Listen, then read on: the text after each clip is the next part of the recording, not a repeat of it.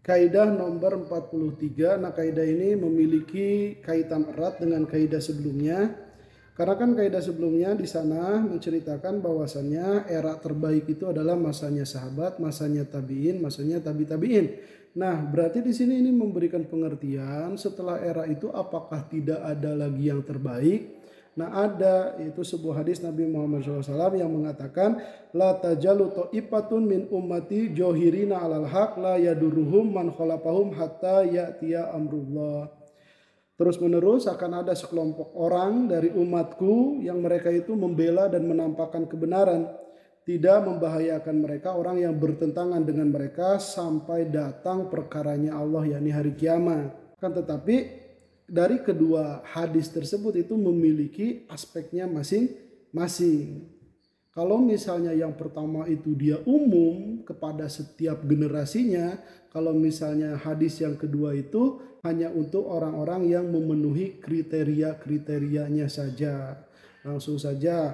Qala mu'allifu rahimahullah ta'ala wa nafa'ana bihulumi amin ya Allah rabbal alamin. I'ta'ul hukmi lil khususi la yajri wajhuhu fil umumi kal aksi. Memberikan hukum kepada yang khusus itu tidak berlaku aspeknya kepada yang umum. Kal aksi, seperti sebaliknya.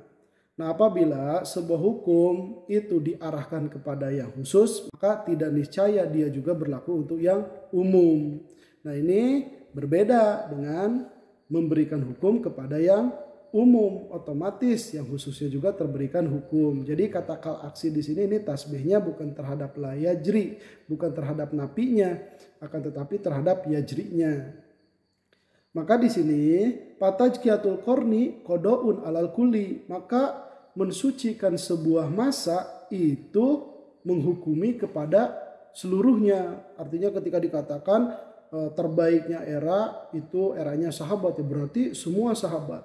Kemudian para tabi'in berarti semua tabi'in. Tabi-tabi'in berarti semua tabi-tabi'in gitu.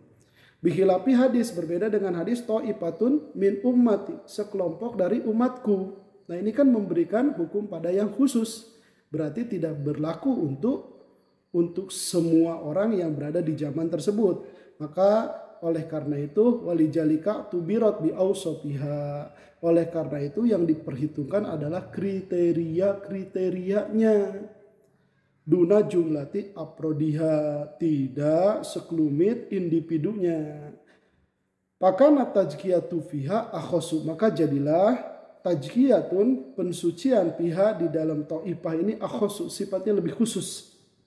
Pahukmuha jarin kadzalika, maka hukumnya ta'ifah juga berlaku seperti itu. Ya, maksudnya di sini berarti memperhitungkan kriteria-kriterianya. Selama kriterianya ada, maka diikuti. Selama kriterianya tidak ada, maka tidak diikuti. Palajima tawakufu pisani ala akmali wasfihi.